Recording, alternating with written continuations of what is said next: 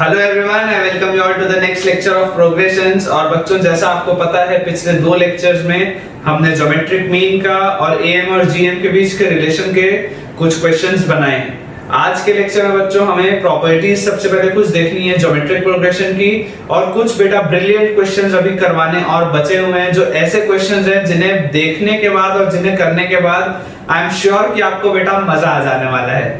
ठीक है बच्चों, तो देखो आज के लेक्चर की शुरुआत में सबसे पहले हम कुछ प्रॉपर्टीज देखते हैं बेटा जीपी की। ऐसा बहुत आसान सी प्रॉपर्टीज है, कोई बहुत ज्यादा इसमें दिमाग नहीं लगाना है। एंड एक बार बेटा हम ये वाली चीज कंप्लीट कर लेंगे, उसके बाद हम कुछ बढ़िया सवालों से प्रैक्टिस करना स्टार्ट करेंगे।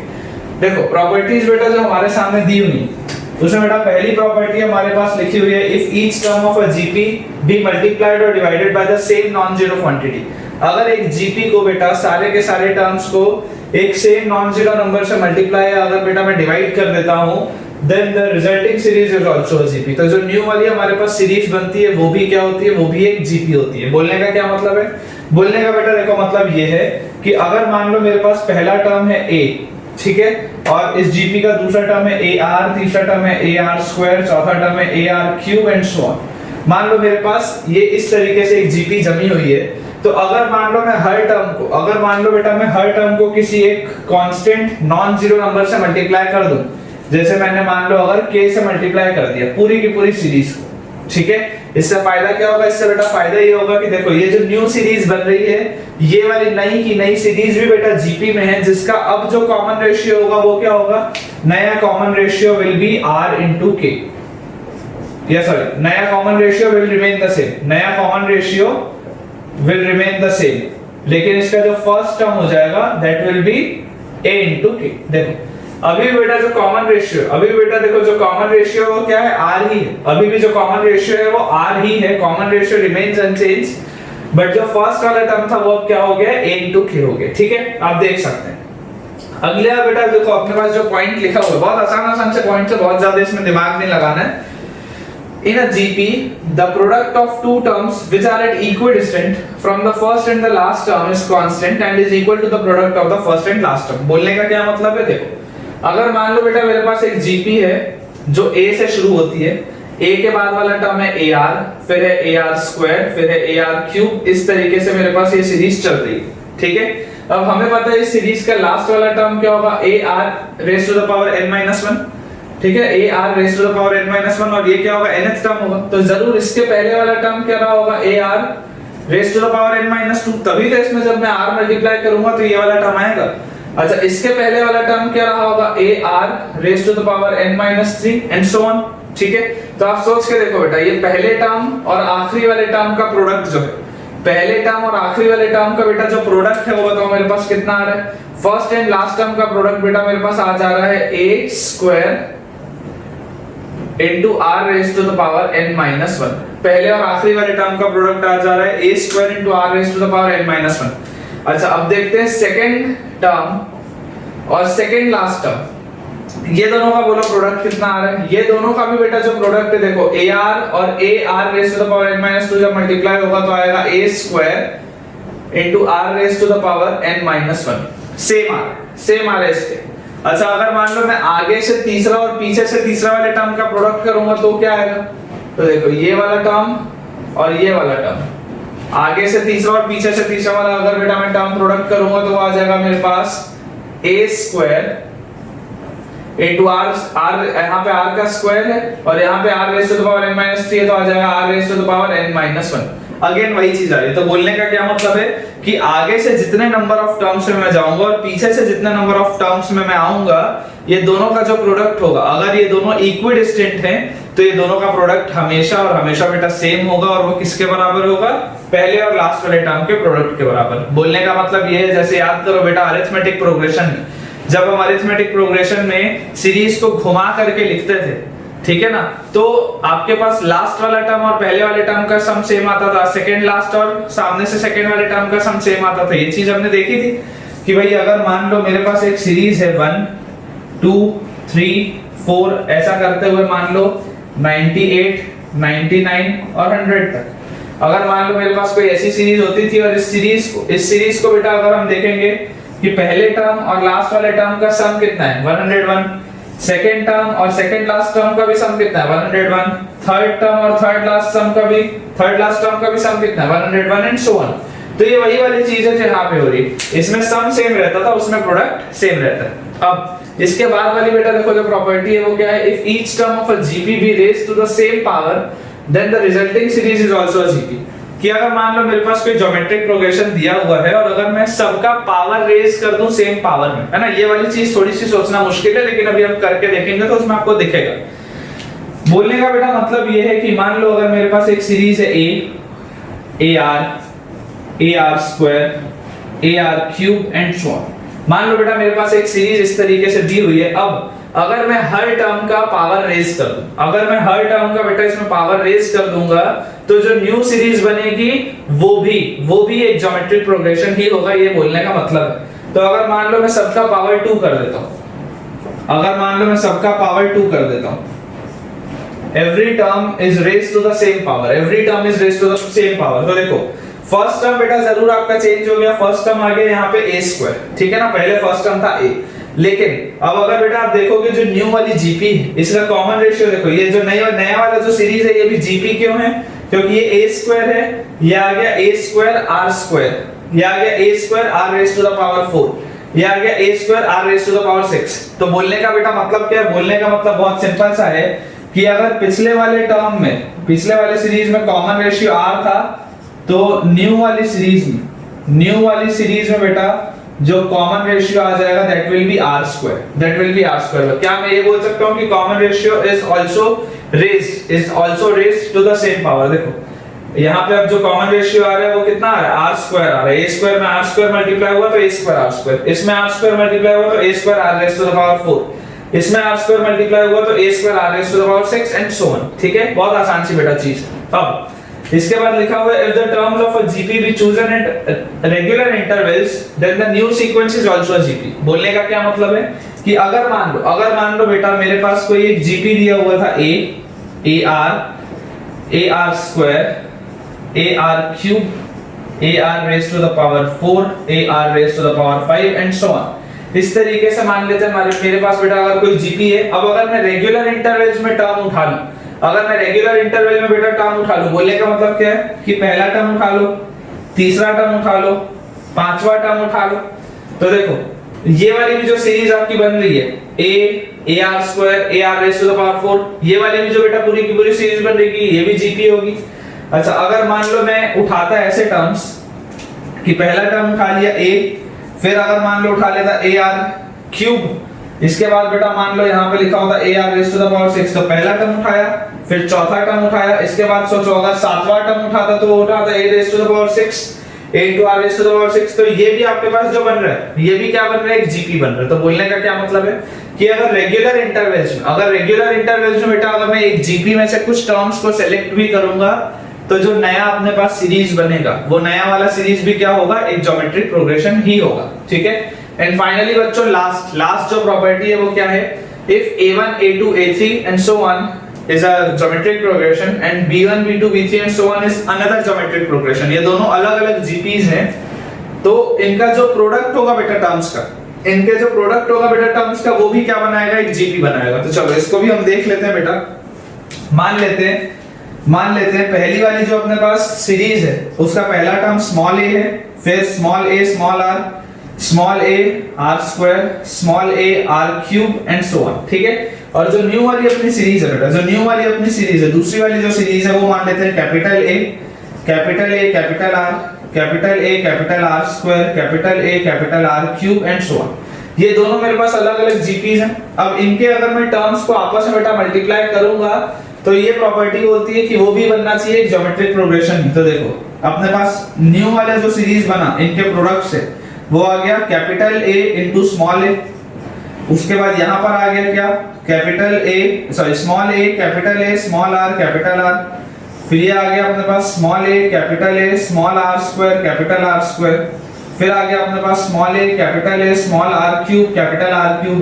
तो मेरे पास बेटा देखो जो न्यू वाली सीरीज बन रही, न्यू वाली सीरीज का जो कॉमन रेशियो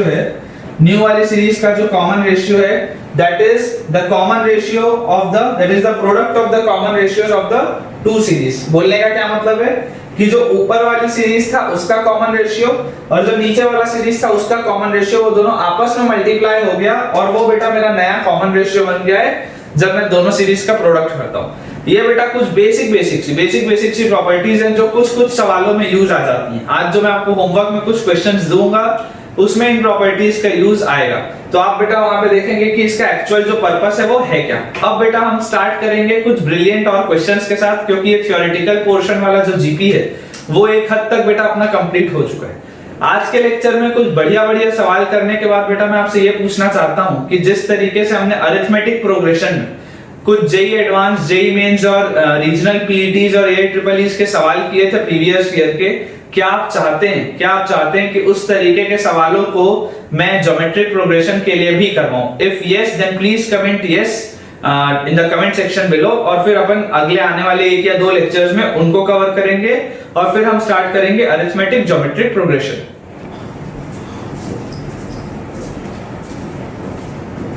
बच्चों ये कुछ क्वेश्चंस आपके लिए होमवर्क में रहेंगे। ये सारे के सारे questions are related to the properties of geometric progression.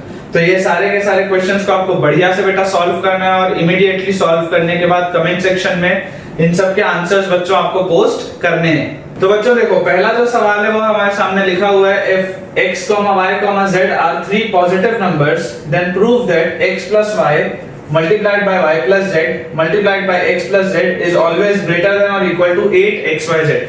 अब याद करो बेटा, जब मैंने तुमको AMGM पढ़ाया था तब मैंने तुम्हें बोला था कि कुछ भी कोई भी अगर इनइक्वालिटी आती है तो एक बार ध्यान हमेशा हमारा AM greater than equal to GM पे जाना चाहिए। और खास करके तब जब वो स्पेसिफिकली लिख के दिया हुआ है कि पॉजिटिव नंबर्स, खास करके तब जब वो स्पेसिफिकली लिख कर दिया है कि ये सारे के सारे नंबर्स पॉजिटिव हैं। अब बेटा आप सोचो एक तो तरीका क्या है, एक तो सर तरीका ऐसा है इसमें कि भाई अगर मान लो मैं नंबर्स को मान लो x plus y, y plus z और z plus x, अगर मान लो मैं ये 3 नंबर्स मांगू, अगर मान लो बेटा ये मैं 3 नंबर्स मांगू तो मैं क्या बोलूंगा कि ये तीनों का sum by 3 will be greater than और इक्वल टू ये तीनों का product raise to the power 1/3, मैं यही चीज बोलूंगा। लेकिन बेटा ये चीज लिखने से कोई फायदा होगा क्या? ये चीज लिखने से बेटा कोई फायदा नहीं होगा, क्योंकि मुझे यहाँ पर एक प्रोडक्ट लिखा हुआ है। यहाँ पर जो आ रहा है वो क्या आ रहा है, इन तीनों का सम आ रहा है। यहाँ पर इन तीनों का सम आ रहा है, पर यहाँ पर जो लिखा हुआ है वो प्रोडक्ट लिखा हुआ है। तो थोड़ा सा तुम सोच के देखो, ये विद प्रैक्टिस आएगा। एंड कमिंग लेक्चर्स में बच्चों, जितने बच्चे मुझे कमेंट सेक्शन में ये चीज बोलेंगे, मैं उनको पर्सनली बेटा AM और GM से रिलेटेड काफी सारे इनइक्वालिटीज के सवाल भी पोस्ट करूंगा, सो दैट कि उनका कमांड AM GM में बहुत अच्छा आ पाए। तो लेकिन बच्चों देखो, अभी मैं आपको एक चीज बताता हूँ कि ये वाली जो सोच है, हमारा जो माइंड और थॉट प्रोसेस होना चाहिए वो कैसा होना चाहिए, मैं तुम्हें बता रहा हूँ। अगर मान लो मैं बोलता हूं कि let x, y and z, है ना, लेट भी बोलने की क्या जरूरत है, हमको दिया x, y, z तीनों पॉजिटिव है, तो x, y, z are positive numbers. तो अगर मान लो मैं कंसीडर करता हूं बेटा x और y को, तो x plus y by 2, ये x और y का am होगा, and this will always be greater than or equal to xy raised to the power 1/2। इतने में तो कोई दिक्कत नहीं है। x plus y by 2 will always be greater than or equal to xy raised to the power 1/2। अच्छा, y plus z by 2 will always be greater than or equal to yz raised to the power 1/2। इसमें भी हमें कोई दिक्कत नहीं है। और x plus z by 2 will always be greater than or equal to xz raised to the power 1/2।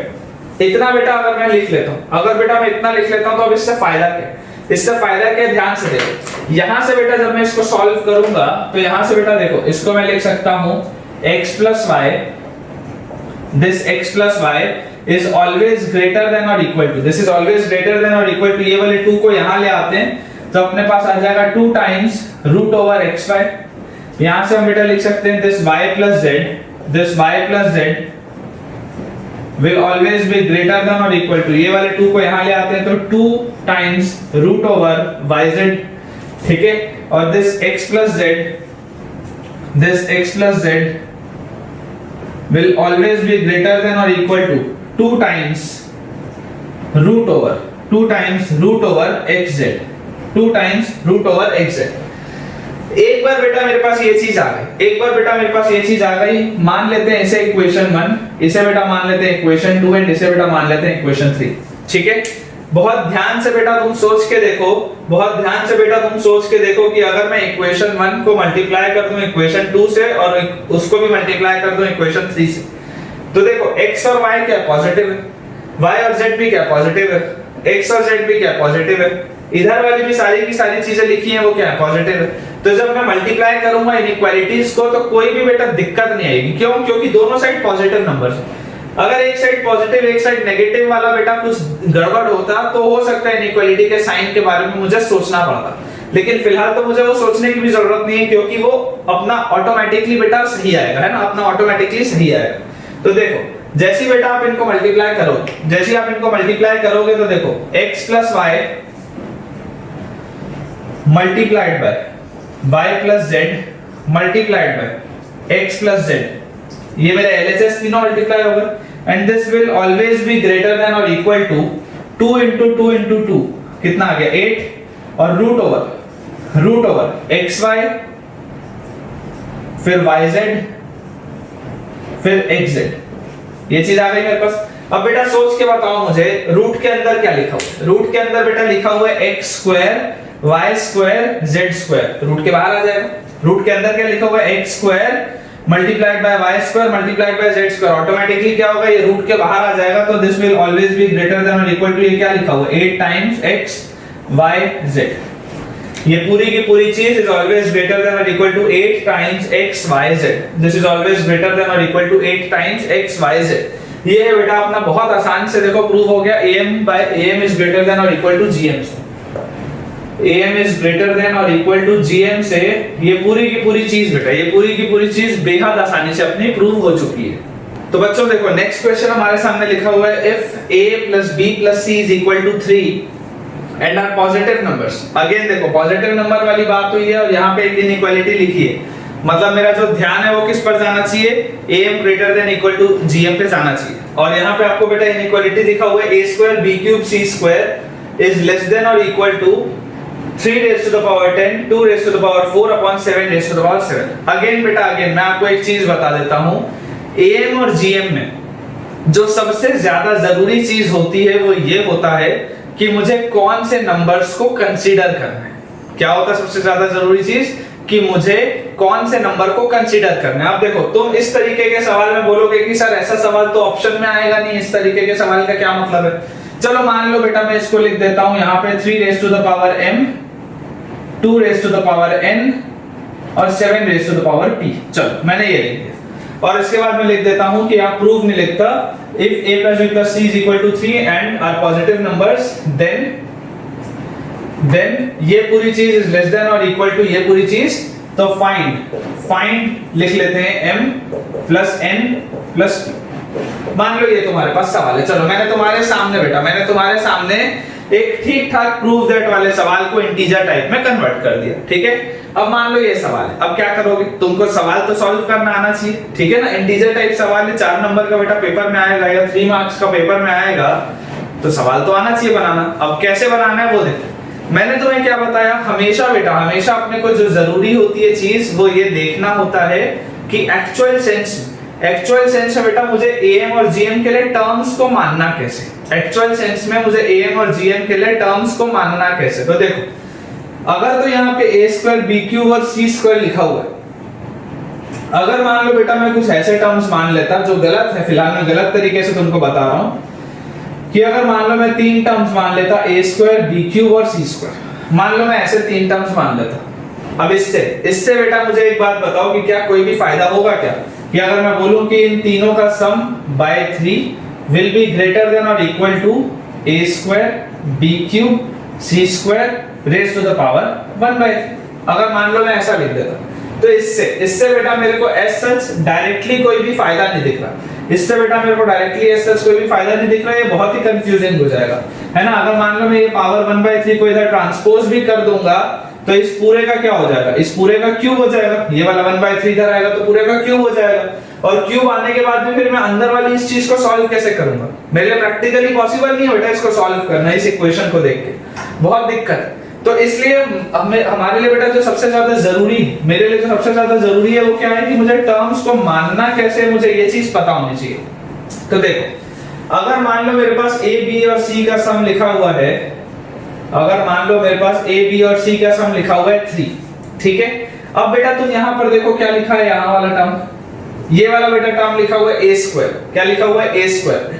क्या इसको मैं, क्या इस वाले a को मैं a/2 प्लस a/2 लिख सकता हूं? सोच के देखो, a/2 और a/2 अगर लिखूंगा तो दोनों का सम a ही आ रहा है, लेकिन जब मैं दोनों का प्रोडक्ट करूंगा तो a स्क्वायर वाली चीज जनरेट हो जाएगी, a स्क्वायर वाली चीज जनरेट हो जाएगी। उसके बाद देखो ये वाला b वाला जो टर्म है, तो ये जो बेटा b वाला टर्म है, अगर मान लो यहाँ पे मुझे b³ दिख रहा है, तो अगर मान लो मैं इसको लिख लूं b/3 plus b/3 plus b/3, मान लो बेटा अगर मैं इसको ऐसा लिख दूं, तो देखो तीनों का जो सम होगा वो तो b ही होगा, तीनों का जो सम होगा वो तो b ही होगा, लेकिन बेटा जब मैं तीनों को प्रोडक्ट करूंगा तो ये b³ बन जाएगा, b³ बन जाएगा। और लास्ट में देखो बेटा c का स्क्वायर लिखा हुआ है, तो इस वाले c को भी अपन बांट लेते हैं c/2 और c/2, ठीक है। अब मुझे बताओ ये सबका सम बेटा अभी भी क्या होगा? 3 ही होगा। ये सबका बेटा सम जो होगा वो अभी भी क्या होगा? 3 ही होगा, क्योंकि ये a plus b plus c ही तो लिखा हुआ है, तो इन सबका सम कितना आएगा? 3 आएगा, ठीक है। अब फिलहाल के लिए अपन यहाँ पे इसको ये ना लिख के मान लेते हैं कि बेटा अगर मैं a b और c टर्म्स को ना मानते हुए ये 7 टर्म्स को माना होता AMGM के लिए बेटा ये जो 7 टर्म्स मैंने लिखे हुए हैं, these 7 terms, first, second, third, fourth, fifth, sixth और सेवेंथ, मान लो बेटा मैं AMGM के लिए अगर ये 7 टर्म्स माना होता, तो ये सातों टर्म्स का sum divided by 7 should be greater than और इक्वल टू ये सातों टर्म्स का product raise to the power 1/7, correct. तो ये सातों टर्म्स का प्रोडक्ट मतलब कितना? a/2 into a/2 multiplied by b/3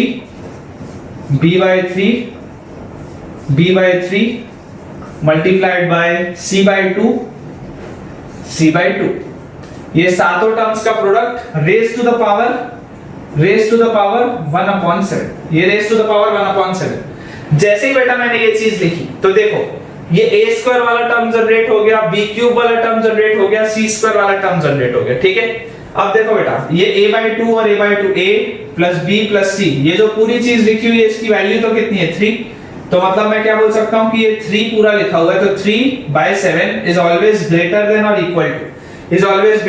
equal to, देखो यहाँ क्या है? a² b³ c², तो a² b³ c² अपॉन 2 का पावर 2 और 2 का पावर 2 की पावर 4 और 3 का क्यूब, और इस पूरे का बेटा पावर लिखा हुआ है 1/7। इतना जितना बेटा मैंने लिखा, इतने में किसी बच्चे को कोई भी डाउट अभी तक नहीं आना चाहिए, ठीक है। अब अगर बेटा मान लो देखो ये भी पॉजिटिव नंबर है, ये भी पॉजिटिव नंबर है, अगर मान लो मैं हर तरफ अगर बेटा मैं मान लो पावर 7 से रेज कर दूं, अगर दोनों साइड को मान लो बेटा मैं पावर 7 से रेज कर दूं तो कोई भी फर्क नहीं पड़ना चाहिए। तो 3 raise to the power 7 upon 7 raise to the power 7 should be greater than और equal to a² b³ c² upon ये वाला 7 और ये वाला 7 तो कट जाएगा, तो यहां आ जाएगा 2 की पावर 4 into 3/3, ये अपने पास आ जाएगा। और जैसे ही बेटा अपने पास ये आया तो ये वाले इस पूरी चीज को जब मैं उधर ट्रांसपोज कर दूंगा तो बोलो क्या आएगा मेरे पास? 3 की पावर 7 मल्टीप्लाइड बाय 2 की पावर 4 मल्टीप्लाइड बाय 3 का क्यूब अपॉन 7 की power 7 should be greater than और equal to a² b³ c²।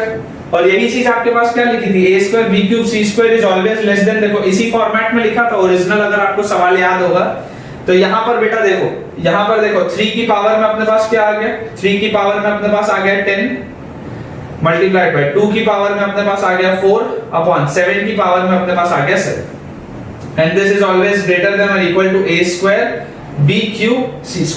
ये मेरे पास आ गया। अब अगर मान लो सिर्फ प्रूव दैट वाला सवाल होता, जो कि अब आता नहीं, पहले सब्जेक्टिव का बेटा पेपर होता था तो पहले हर तरीके की चीज आती थी, लेकिन क्वेश्चन कभी भी चेंज नहीं होता बेटा, आप एक चीज मान के चलो। क्वेश्चन का कंसेप्ट कभी चेंज नहीं होगा, क्वेश्चन का पैटर्न चेंज होता है, क्वेश्चन पूछने का तरीका चेंज होता है। जैसे मैंने अभी अभी तुम्हारे सामने बेटा एक प्रूव दैट वाले सवाल को इंटीजर टाइप में कन्वर्ट किया, मैं उसी तरीके से बेटा इसको मोर देन वन करेक्ट में भी कन्वर्ट कर सकता था। मैं इसी को बेटा अगर चाहता तो मैं मैच द कॉलम में भी कन्वर्ट कर सकता था, इसको ही अगर मैं चाहता तो सिंगल करेक्ट में भी कन्वर्ट कर सकता था। It depends on me, it depends on the maker of the paper. जो भी आपका एग्जामिनर है, जो भी आपका पेपर बना रहा है, वो उस सवाल को कैसे भी बेटा ओरिएंट कर सकता है, कैसे भी उसका शेप और साइज पूरा का पूरा बदल सकता है और सवाल नया आपको लगने लगेगा। तो देखो अगर मान लो इस तरीके से आ गया तो अपने पास m plus n plus p की अपने को वैल्यू बतानी है, तो m plus n plus p बोलो कितना हो जाएगा। m हो गया अपने पास 10, n अपने पास आ गया 4 और p अपने पास आ गया 7। तो 10 और 4 14, 14 और 7 21, तीनों का सम कितना आ गया 21 आ गया। और ओरिजिनल जो सवाल दिया हुआ था उसमें भी एक बार हम बेटा देख लेते हैं कि ओरिजिनल सवाल में यही था या नहीं। ओरिजिनल सवाल में भी यही था, 3 रेज़ टू द पावर 10 था और फिर 2 रेज़ टू द पावर 4 था और 7 रेज़ टू द पावर 7 था। तो जो हमने सॉल्व किया बेटा वो कंप्लीटली सही है। और अगर अपने पास बेटा ऐसे उसका ओरिएंटेशन चेंज भी हो जाए सवाल का, तो किस तरीके से सॉल्व किया जाता है या किस तरीके से इंटीजर टाइप क्वेश्चंस आ सकते हैं, यहां से आपको वो भी चीज सीखने को मिलती है। तो बच्चों देखो, अगर आपको पिछला सवाल समझ में आया है और अगर आपको पिछला सवाल बेटा पूरा का पूरा बढ़िया से पसंद आया है तो वीडियो में बेटा कमेंट में थम्स अप करना बनता है, ठीक है। चलो अगले सवाल में बेटा हमारे सामने यहाँ पे लिखा हुआ है if S1, S2, S3 and so on up to Sn are the sums of infinite geometric series whose first terms are 1, 2, 3 and so on up to n and whose common ratios are half, 1/3, 1/4 इस तरीके से 1/n plus 1 तक respectively, then find the value of summation over SR square r equals to 1 से लेके 2n minus 1 तक।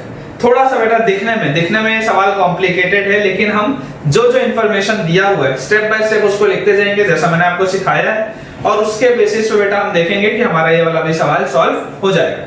तो यहाँ पर देखो अपने पास क्या लिखा हुआ है, अपने पास दिया हुआ है S1, S2, S3 और इस तरीके से Sn तक। ये सब के सब क्या है, sums of infinite geometric series whose first terms are। देखो मतलब S1 क्या है, S1 वो वाली इनफाइनाइट ज्योमेट्रिक सीरीज का सम है जिसका पहला टर्म 1 है और जिसका कॉमन रेशियो हाफ है, जिसका पहला टर्म 1 है और जिसका कॉमन रेशियो हाफ। S2 मतलब वो वाली इनफाइनाइट ज्योमेट्रिक सीरीज का सम है जिसका पहला टर्म 2 है और कॉमन रेशियो 1/3। S3 जो है वो वाली इनफाइनाइट ज्योमेट्रिक सीरीज का सम है जिसका पहला टर्म 3 है और जिसका कॉमन रेशियो 1/4 है। और इसी तरीके से बेटा Sn is the sum of that infinite geometric series जिसका पहला टर्म क्या होगा, जिसका पहला टर्म n होगा और जिसका कॉमन रेशियो होगा 1/n+1, जिसका कॉमन रेशियो होगा 1/n+1। तो इस लॉजिक से बेटा अगर हम देखेंगे तो देखो इनफाइनाइट ज्योमेट्रिक सीरीज का सम होता क्या है, इनफाइनाइट ज्योमेट्रिक सीरीज का बेटा जो सम होता है वो एक्चुअल में क्या होता है, that is first term divided by 1 minus common ratio, जिसको हम a/1 - r भी बोलते हैं। First term divided by 1 minus common ratio. तो फर्स्ट टर्म यहां पर है 1 divided by 1 minus common ratio कितना है, हाफ। तो इसको बेटा जब आप सॉल्व करोगे तो देखो 1 माइनस हाफ हो गया हाफ और 2 ऊपर चला जाएगा तो इसकी वैल्यू आ गई 2। S1 की वैल्यू आ गई 2। अगर हम बेटा S2 निकालें तो S2 की वैल्यू बताओ क्या आ जाएगी, first term divided by 1 minus common ratio 1/3। तो 1 माइनस 1/3 बोलो कितना होगा, 1 minus 1/3 will be equal to 2/3। 2 से 2 कटेगा, 3 घूम के ऊपर जाएगा बेटा। सॉल्व करोगे तो देखो S2 की वैल्यू आ जाएगी 3। अगर हम S3 की बात करें तो S3 will be equal to how much, first term divided by 1 minus common ratio is 1/4। 4 minus 1 is 3 और यहाँ पे 3/4 बचा, तो फिर 3 से 3 कट जाएगा, 4 घूम के ऊपर चला गया, तो ये आ गया अपने पास, ठीक है। और इसी लॉजिक से बेटा अगर हम Sn देखेंगे, इस तरीके से अगर हम Sn निकालेंगे तो that will B first term divided by 1 minus common ratio. तो ये बेटा सॉल्व होने के बाद आ जाएगा n+1। ये वाली चीज बेटा सॉल्व होने के बाद आ जाएगी n+1। तो देखो हमारे पास S1, S2, S3 ऐसा करते हुए Sn तक इस तरीके से अरेंज्ड है। अब हमसे बोला क्या जा रहा है, हमसे बेटा बोला जा रहा है समेशन ऑफ SR स्क्वायर, जहां पे R की वैल्यू 1 से लेकर के 2n-1 तक होगी। हमें क्या निकालना है, समेशन ऑफ SR स्क्वायर जहां पे R की वैल्यू 1 से लेकर के 2n-1 तक होगी। तो देखो बेटा इसमें एक्चुअल में आपको बोला क्या जा रहा है कैलकुलेट करना है, सबसे पहले मैं आपको वो बताता हूं। हमें कैलकुलेट करना बेटा, देखो जब r की वैल्यू मैं 1 रखूंगा तो आएगा s1 स्क्वायर, प्लस r की वैल्यू जब मैं 2 रखूंगा तो आएगा s2 स्क्वायर, फिर मैं r की वैल्यू जब 3 रखूंगा तो आएगा s3 स्क्वायर, और इस तरीके से जब मैं r की वैल्यू 2n-1 रखूंगा तो आएगा s2n-1 का स्क्वायर। इस पूरे की बेटा मुझे वैल्यू निकालनी है, इस पूरे की बेटा मुझे वैल्यू निकालनी है। तो देखो s1 स्क्वायर, s1 की वैल्यू कितनी आई, s1 की वैल्यू आई 2, तो s1 स्क्वायर क्या होगा, s1 square will be equal to 2 square. s2 square, s2 की वैल्यू आई 3, तो it will be equal to 3 square. s3 square, s3 की वैल्यू आई 4, तो this will be equal to 4 square. और इस तरीके से जो मेरी सीरीज ये चली, इस तरीके से मेरी जो ये सीरीज चली, तो देखो Sn क्या था, Sn की वैल्यू n+1 थी, तो s ऑफ 2n-1 क्या होगा, जहां जहां पर n है अगर वहां पे मैं 2n-1 रख दूंगा तो s ऑफ 2n-1 आ जाएगा। सोच के देखो, जहां जहां पर n है अगर वहां पर बेटा मैं 2n-1 रख दूंगा तो s ऑफ 2n-1 आ जाएगा। तो s ऑफ 2n-1 का whole square will be equal to 2n-1 और +1, तो ये आ जाएगा बेटा 2n का होल स्क्वायर। देखो यहाँ पे मैं आपको रख के दिखा देता हूँ कि जब आप s ऑफ 2n-1 निकालोगे तो जहां जहां पर n था वहां पर क्या रखना है, 2n-1, तो ये अपने पास आ जाएगा 2n-1 और ये वाला +1, तो इसकी वैल्यू बेटा ये 1 और -1 कट जाएगा और 2n आ जाएगा। s ऑफ 2n-1 कितना आ जाएगा, 2n आ जाएगा।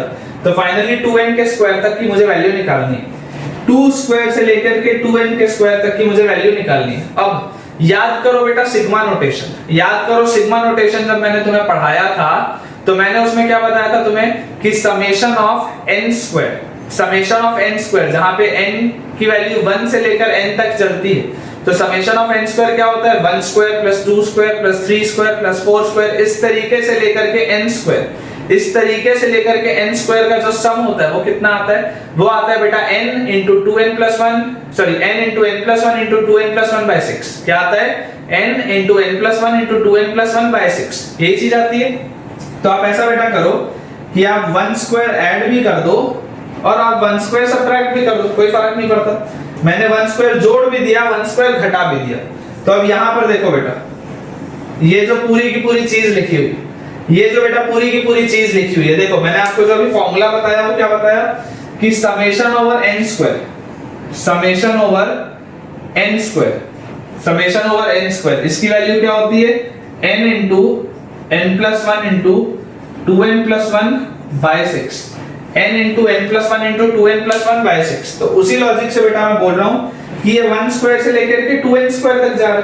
तो अगर n की जगह पे मुझे अब क्या रखना पड़ेगा, जहां जहां पर n है वहां पर मुझे 2n रखना पड़ेगा, तो उसका फॉर्मूला निकल आएगा। तो इसका बेटा अपने पास रिजल्ट आ जाएगा, n की जगह अगर मुझे 2n रखना है तो 2n into 2n+1 into 2 into n की जगह पे फिर से 2n+1 रख दिया +1/6, और ये वाला -1 वैसे का वैसे। ध्यान से देखो, जहां जहां पर n था वहां पर मैंने 2n रखा, जहां जहां पर n था वहां पर मैंने 2n रखा, जहां जहां पर n था वहां पर मैंने 2n रखा, ठीक है ना। यहाँ पे 2n+1 लिख दिया हूं, 2n आएगा, है ना, ये 2n आएगा, 2 into 2n और +1 ऐसा आएगा, ठीक है ना। जहां जहां पर n है बेटा वहां पे 2n अपने को रखना है, ठीक है।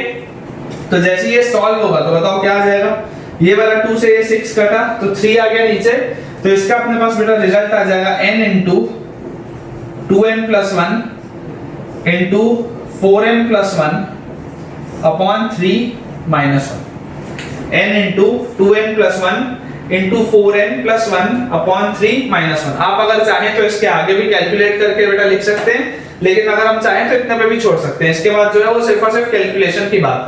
अगर मान लो बेटा इसी सवाल में, अगर इसके आगे आपको एक क्यूबिक भी लिख के दे दिया होता और फिर अगर आपको इंटीजर टाइप में कन्वर्ट कर दिया होता सवाल को, तो भी अब आप समझ सकते हैं कि इसे हमें आगे कैसे सॉल्व करना है। तो बच्चों जैसा अभी तक आपने देख ही लिया होगा कि अभी हम बेटा बढ़िया सवाल कर रहे हैं। ये जो मैंने सवाल अभी आपके सामने लिखा हुआ है, this is one of the best questions of GP that you can see, a brilliant question, I can say a brilliant question of GP। बेटा अब देखो ध्यान से, ये सवाल पढ़ने के बाद बेटा किसी भी एंगल से लगता ही नहीं कि ये जीपी का सवाल है। किसी भी एंगल से बेटा ये सवाल देख के नहीं लगता कि ये जीपी से सॉल्व होगा, लेकिन ये जीपी का सवाल है। देखो आपको बेटा आपके टीचर्स ने बताया होगा कि क्वाड्रेटिक तक सॉल्व करने का तरीका होता है, स्प्लिटिंग द मिडिल टर्म आप कर सकते हो, क्वाड्रेटिक फार्मूला लगा सकते हो, दुनिया भर की चीजें, ठीक है ना, परफेक्ट स्क्वायर मेथड बना सकते हो, कुछ भी। लेकिन क्वाड्रेटिक के जब हम ऊपर जाते हैं, चाहे वो क्यूबिक हो, चाहे वो बाय क्वाड्रेटिक हो, चाहे वो पावर 5 हो, चाहे पावर 6 हो, ऐसे सारे इक्वेशंस को सॉल्व करने का एज सच कोई तरीका नहीं होता, सिर्फ और सिर्फ हिट एंड ट्रायल का गेम चलता है, ठीक है। अब ये वाले बेटा जब हम सवाल को देखें तो पावर 6 का इक्वेशन, और अगर बेटा ये इक्वेशन पावर 6 का है तो ये ऐसे ही तो सॉल्व हो नहीं जाएगा।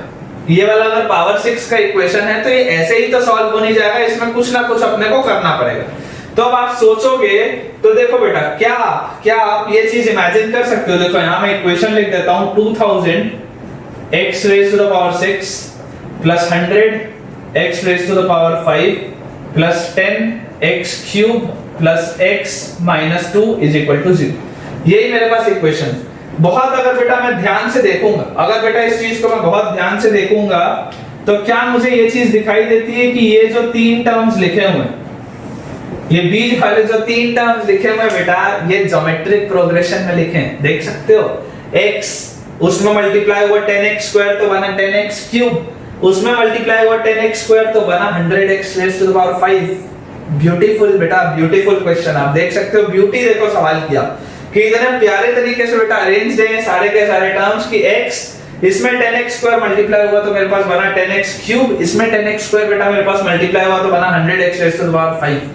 ठीक है, सोच के बेटा देखो, सोच के देखो कि अगर मैं पहले वाले टर्म को वैसे का वैसा रहने दूं और ये बीच के जो तीन टर्म है, अगर उसमें मैं बेटा जीपी के n टर्म्स वाला सम लगाऊं, जहां पे n की वैल्यू मैं बोलूं 3, जहां पे मैं n की वैल्यू बोलूं 3 क्योंकि तीन टर्म्स है, तो जीपी का फार्मूला क्या होता है? देखो पहला टर्म x, दूसरा टर्म 10x स्क्वायर, तीसरा term 100x raise to the power 5। तो फर्स्ट टर्म क्या आ जाएगा? a into common ratio 10x square, तो a into r raise to the power a into r raise to the power n की value कितनी है? 3, a into r raised to the power n minus 1 upon r minus 1, यही चीज होती है। और ये वाला बेटा -2 ऐसे का वैसा लिखा हुआ है। अब यहां पर बेटा, यहां पर आप देखो सवाल आपको कितना सुंदर तरीके से दिखेगा कि ये अपन ने 2000x raised to the power 6 को तो वैसे का वैसा रहने दिया, और यहां पर बेटा इसको क्या मैं ऐसा लिख सकता हूं कि x into ये अपने पास आ जाएगा कितना? 1000 x raised to the power 6, ध्यान से देखो 1000 x raised to the power 6 minus 1 upon 10x square minus 1 और minus 2 is equal to 0।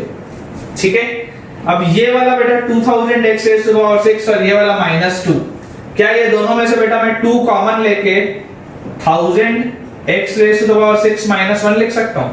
देखो ये 2000 x raised to the power 6 हो गया, ये -2 हो गया, ऐसे लिख सकते हैं। और ये जो बीच वाला टर्म है बेटा वो लिखा हुआ है x into 1000 x raised to the power 6 minus 1 upon 10x square minus 1 is equal to 0।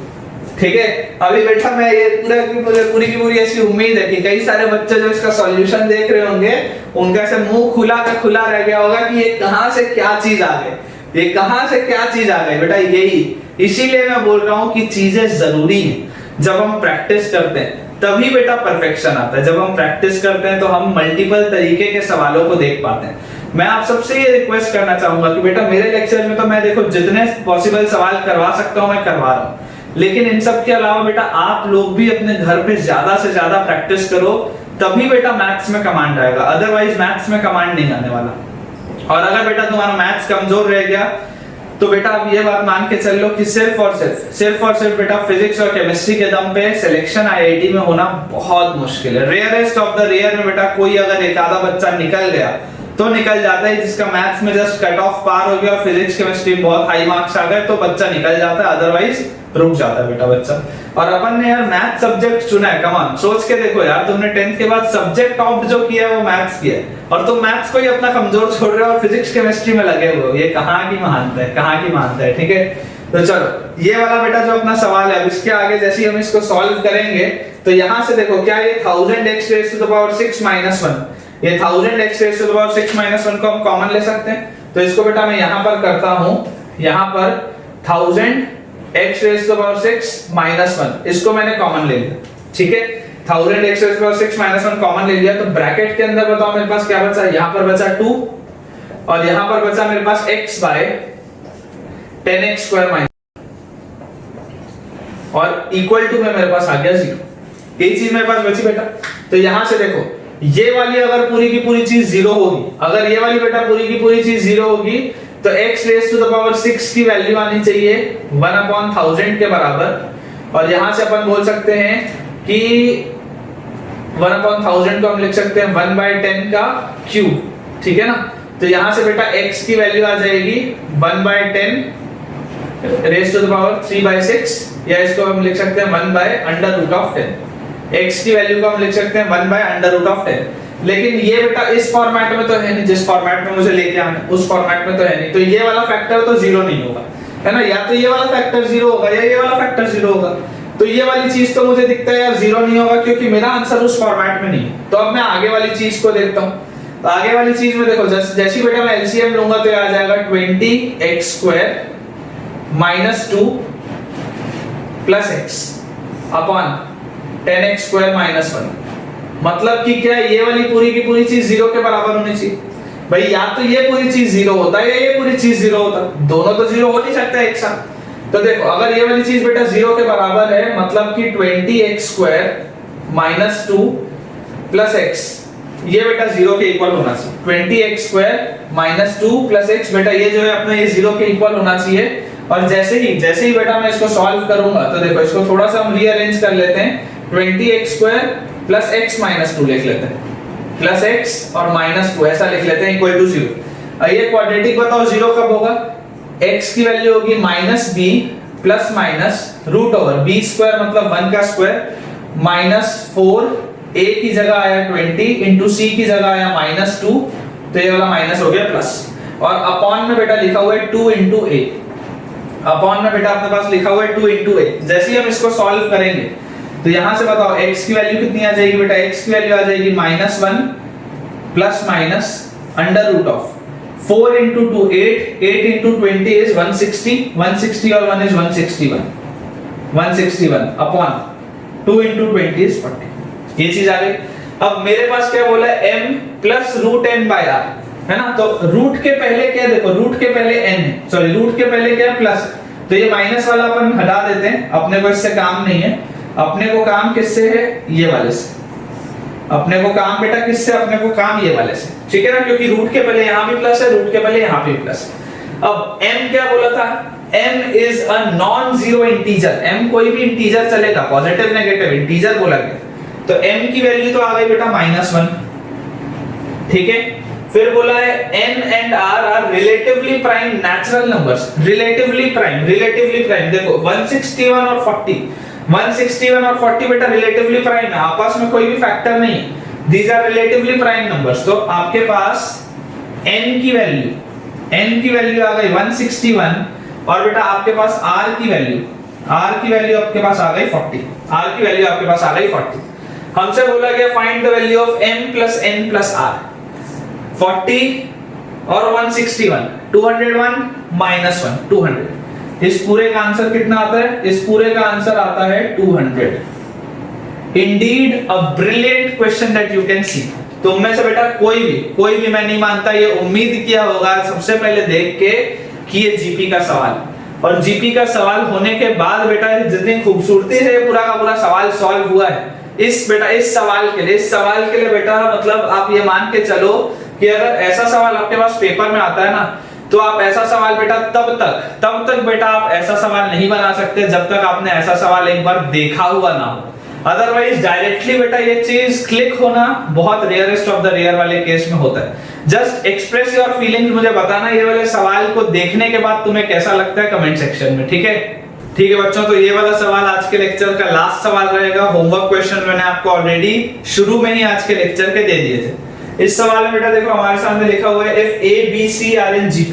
a b और c बेटा तीन टर्म्स हमारे पास ज्योमेट्रिक प्रोग्रेशन में है, and log a base c, log c base b, log b base a are in ap। ये तीन terms मेरे पास ap में है। Then find the common difference of the ap। हमें ap का कॉमन डिफरेंस बताना है। ओरिजिनली बेटा मैंने ये सवाल जहां पर देखा था उस सवाल में ये प्रूव दैट वाला सवाल था कि prove that the common difference of the AP is और फिर एक इंटीजर नंबर लिखा हुआ था।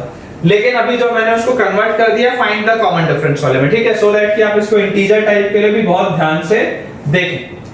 अब देखो बेटा, अगर a b और c बेटा मेरे पास तीन टर्म्स जीपी में है, if a b and c are the three terms in a GP, तो मैं क्या मान सकता हूं कि एक जीपी मान लेते हैं, इसको मान लेते हैं a ar और ar स्क्वायर, इसको मान लेते हैं a ar और ar स्क्वायर, और ये सारे के सारे टर्म्स किस में दिए हुए हैं, जीपी में दिए, ये सारे के सारे टर्म्स किस में दिए हुए हैं, जीपी में दिए हुए हैं। तो आपको बेटा बोला जा रहा है कि log a base c, log c base b and log b base a are in AP. This is also a very good question बेटा, it is also a very good question of AP and GP, ठीक है। हमें बेटा यहाँ पे बोला जा रहा है that these three terms are in AP। तो अगर बच्चों ये तीनों टर्म्स AP में होंगे तो मुझे क्या पता है, मुझे ये पता है कि 2 times log c base b, बीच वाला टर्म जो है, will be equal to log a base c plus log b base a, ये वाला एक रिलेशन होगा, ये मुझे पता है। और क्योंकि बेटा मुझे यहाँ पे कॉमन डिफरेंस निकालना है, तो मुझे ये पता है that common difference will be equal to log c base b minus log a base. Common difference क्या होगा, log c base b minus log a base c, या बेटा कॉमन डिफरेंस मैं बोल सकता हूं log b base a minus log c base, है ना, दोनों में से कोई भी आप बोल सकते हो, दोनों ही क्या होगा, कॉमन डिफरेंस इक्वल होगा, दोनों में से आप कोई भी बोल सकते हो। अब जैसे ही अपने पास 2 times log c base b is equal to log a base c plus log b base a आया। अब देखो स्मॉल a तो क्या है, कैपिटल A के बराबर है जीपी में टर्म्स, स्मॉल b है कैपिटल AR और स्मॉल c है कैपिटल AR स्क्वायर। तो इसको बेटा मैं कैसे लिख सकता हूं, आप देखो 2 times, अगर मैं यहाँ पे बेस चेंज थ्योरम लगाऊं तो इसको मैं क्या लिख सकता हूं, 2 times log c upon log b, मान लेते हैं कॉमन लॉगरिथम ले लिया, बेस 10 ले लिया, is equal to log a by log c plus log b by log a। Imagine करते हैं बेटा हमने इसको ऐसे लिख लिया, ठीक है, हमने इसको ऐसे लिख लिया। अब यहां पर बेटा आप ध्यान से देखो, जब आपने a b और c ये आपके पास टर्म्स आ गए, तो आप मुझे बेटा ये बताओ कि log a तो हम क्या लिखेंगे, log ऑफ कैपिटल A ही लिखेंगे, है ना। log b को बेटा क्या मैं log a plus log r ये बोल सकता हूं, फिर log b को मैं क्या बोल सकता हूं, log a plus log r।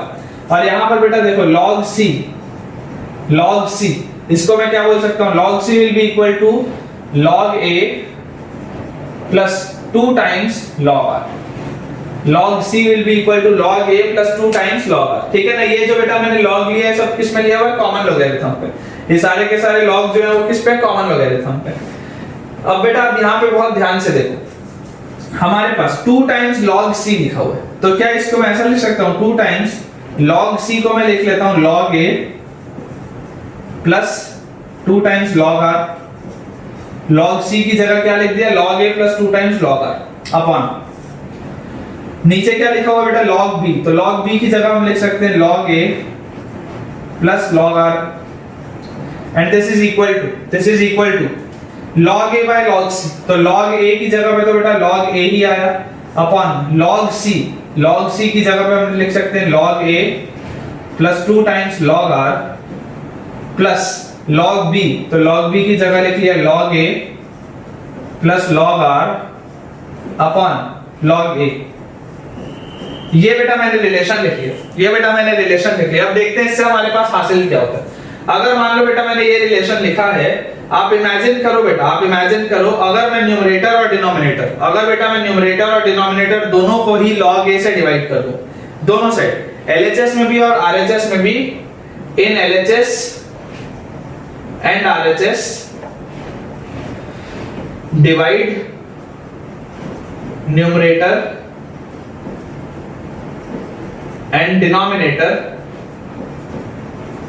and denominator by log a।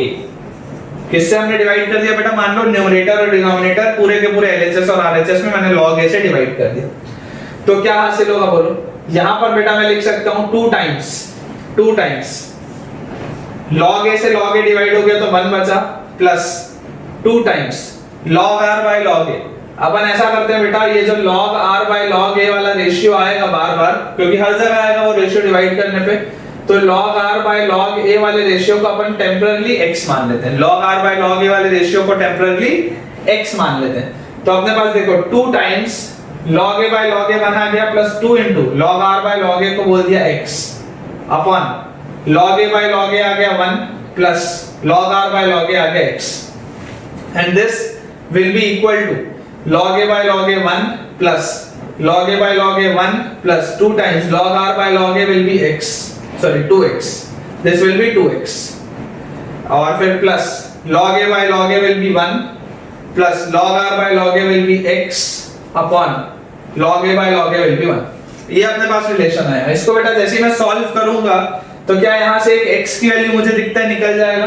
बोलने का क्या मतलब है, देखो 2 times 1 plus 2x upon 1 plus x will be equal to, यहाँ पर अगर मैं LCM लूंगा तो देखो यहाँ पे 1 इससे मल्टीप्लाई हुआ प्लस ये वाला बेटा 1 plus 2x इधर जब मल्टीप्लाई होगा तो मेरे पास आएगा 1 plus 2x plus x plus 2x square upon 1 plus 2x।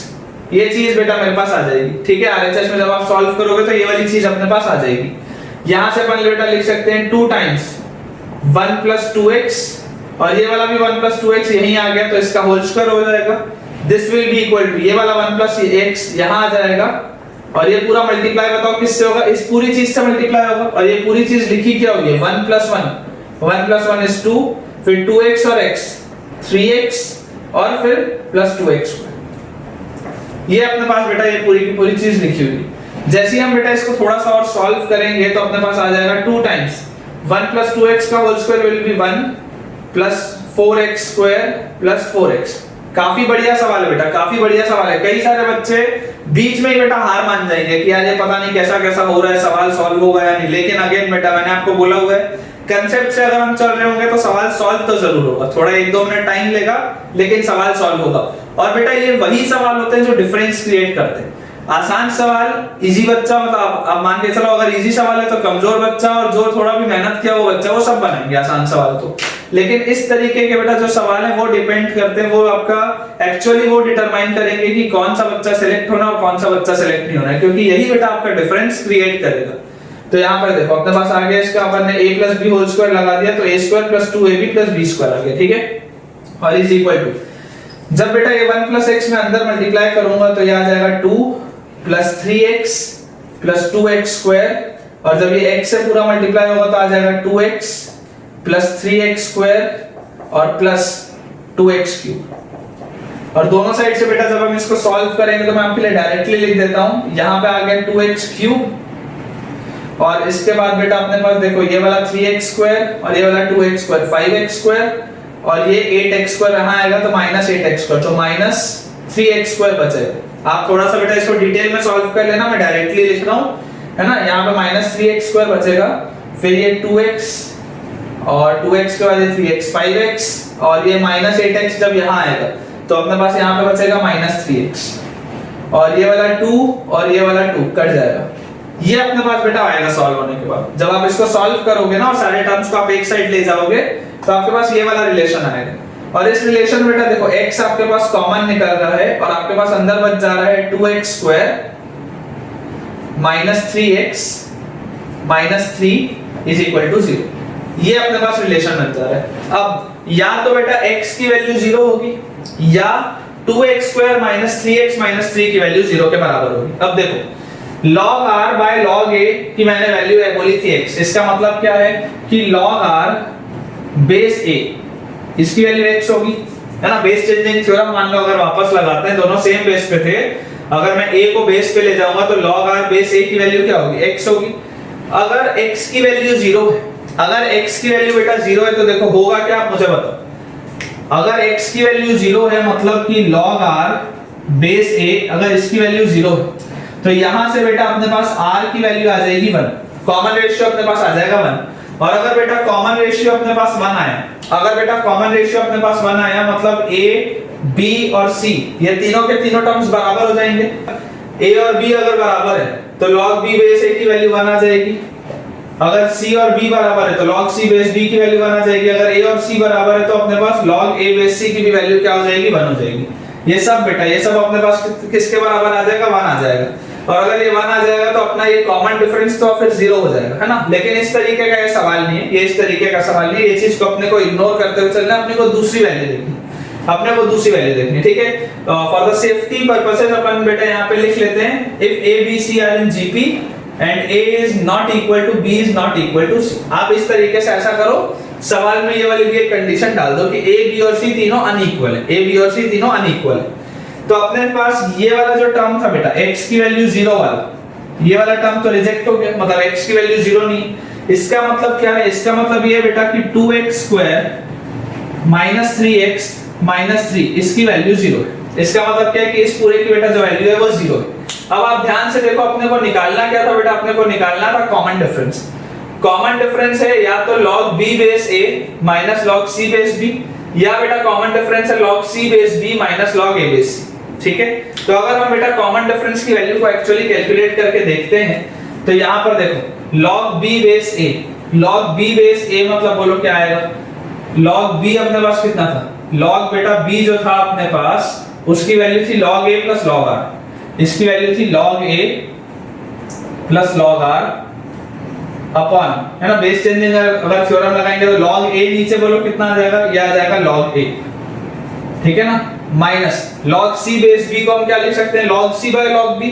तो log c है अपने पास log a plus 2 log r upon log b अपने पास है log a plus log r, ये अपने पास है log a plus log r।